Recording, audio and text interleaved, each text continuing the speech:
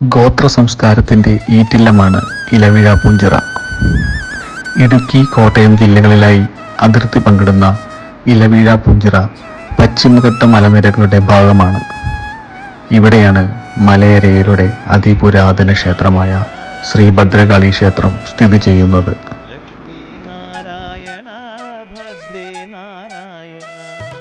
AD 1925 വരെ മലനാടിന്റെ അവകാശികളും ഭരണാധികാരികളുമായിരുന്ന ആയി രാജവംശത്തിന്റെ അധീനതയിലായിരുന്നു ഈ പ്രദേശം.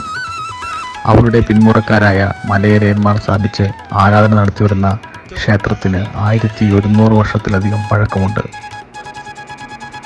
ഇലവിഴ പൂഞ്ചിറ ശ്രീ ഭദ്രകാളി ക്ഷേത്രവും 200 ഏക്കർ വരുന്ന ക്ഷേത്ര സ്വത്തുക്കളും മലയരയർക്ക് പൂഞ്ഞാർ രാജാവിൽ നിന്നും കരമൊഴിവായി ചെമ്പുപട്ടയം ലഭിച്ചിട്ടുള്ളതാണ്.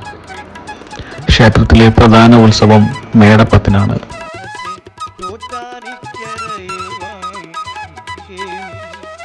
ഇലവിഴ പൂഞ്ചിറ ശ്രീ ഭദ്രകാളി ക്ഷേത്രവും ക്ഷേത്ര സ്വത്തുക്കളും ഇപ്പോൾ കയ്യേറ്റ ഭീഷണിയുടെ നിഴലിലാണ്.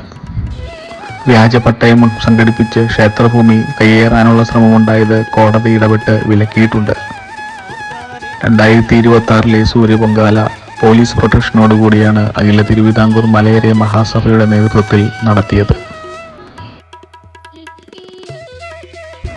അഖില തിരുവിതാംകൂർ മലയരയ മഹാസഭ സ്ഥാപകനായ മുടങ്ങനാടൻ പുള്ളി രാമൻകുട്ടിയുടെ മുത്തച്ഛൻ രാമനെ ഇപ്രകാരം പൂഞ്ഞാർ രാജാക്കന്മാർ പൊരമ്പൻ സ്ഥാനം നൽകി ആദരിച്ചിട്ടുള്ളതാണ്.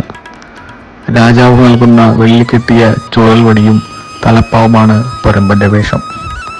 ഇലവിഴ പൂഞ്ചിറ ശ്രീ ഭദ്രകാളി ക്ഷേത്രവും 200 ഏക്കർ വരുന്ന ക്ഷേത്ര സ്വത്തുക്കളും മലയരന്മാർക്ക് പൂഞ്ഞാർ രാജാവിൽ നിന്നും കരമൊഴിവായി ചെമ്പുപട്ടയം ലഭിച്ചിട്ടുള്ളതുമാണ്.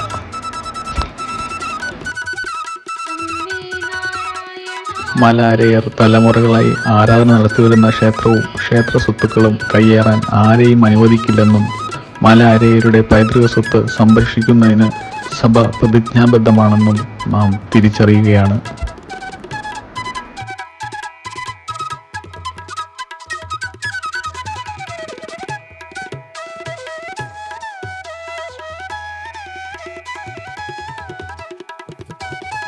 മുൻ വർഷങ്ങളിൽ ക്ഷേത്രത്തിൽ പൊങ്കാലയിടുവാൻ കയ്യേറ്റക്കാരായ ക്ഷേത്ര ഭരണസമിതിക്കാർ മലയരയന്മാരെ അനുവദിച്ചിരുന്നില്ല.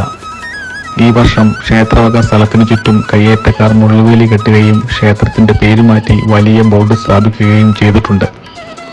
അനധികൃതമായി നിർമ്മിച്ച മുള്ളുവേലിയും ബോർഡും നീക്കം ചെയ്യണമെന്നും കയ്യേറ്റക്കാരെ ഒഴിപ്പിക്കണമെന്നും മലയരയന്മാർ ഗോത്രാചാരപ്രകാരമുള്ള പൂജ നടത്താൻ അനുവദിക്കണമെന്നും ആവശ്യപ്പെട്ട നമുക്ക് ഹൈക്കോടതി അനുകൂല ഉത്തരവ് ലഭിച്ചതിനെ തുടർന്ന് ഈ വർഷം പൊങ്കാല മലയരയന്മാർക്ക് സമാധാനപരമായി നടത്തുവാൻ ദേവിയുടെ അനുഗ്രഹത്താൽ സാധിച്ചു.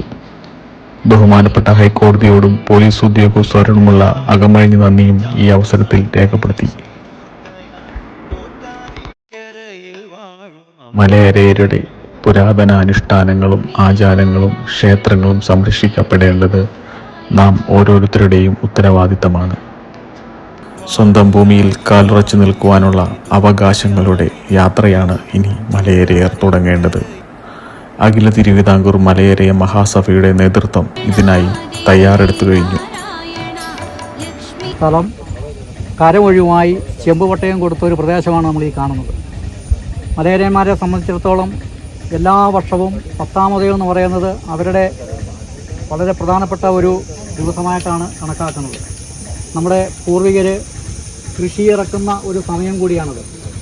കാർഷിക മേഖലയിൽ പ്രധാനമായും നമ്മുടെ ഉപജീവനം, നമ്മുടെ ഭദ്രകാളി ദേവി എന്ന് പറയുന്നത് ആദിവാസികളുടെ ഏക ദൈവം എന്ന് വേണം പറയാം. നമ്മുടെ കുലദൈവമായിട്ട് നമ്മൾ കണക്കാക്കുന്നതാണ്.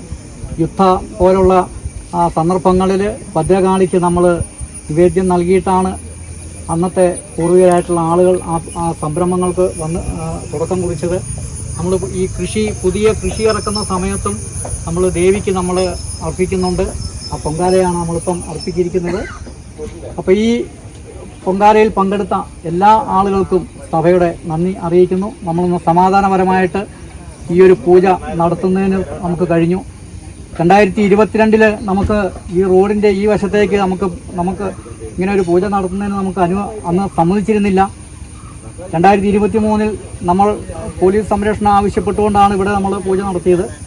കഴിഞ്ഞ വർഷവും ഈ വർഷമൊക്കെ ആയിട്ട് അത് തുടർന്നു വരുന്നു. ഇനിയും നമ്മുടെ പൂജയ്ക്ക് ഒരു കാരണവശാലും മുടക്കം വരാത്ത രീതിയിൽ ഗോത്രാചാരപ്രകാരമുള്ള എല്ലാ നടപടികളും ഭംഗിയായിട്ട് തന്നെ മുന്നോട്ട് കൊണ്ടുപോകണമെന്നാണ് സഭ വിചാരിക്കുന്നത്. പങ്കെടുത്ത എല്ലാവരെയും ഒരിക്കൽ കൂടി അനുമോദനങ്ങൾ അറിയിച്ചുകൊണ്ട് നിർത്തുന്നു. എല്ലാവർക്കും നമസ്കാരം. എനിക്ക് സംസാരിക്കാൻ പറ്റുന്നില്ല. നിങ്ങളെ എല്ലാം കാണുമ്പോൾ എനിക്ക് സന്തോഷം കൊണ്ട് ആണ്. കാരണം ഇത്രയും ആൾക്കാർ കൂടിയത് നമ്മുടെ ആൾക്കാരുടെ ആ മനസ്സ്, നല്ല മനസ്സ്, മുണ്ടക്കയത്തു നിന്നൊക്കെ ഇഷ്ടംപോലെ ആൾക്കാർ വന്നിട്ടുണ്ട്. അവർ അത്രയും ദൂരെ നിന്നൊക്കെ വരുന്നതാണ്. അപ്പം അവർക്കും എൻ്റെ പ്രത്യേക ഒരു നന്ദിയുണ്ട്.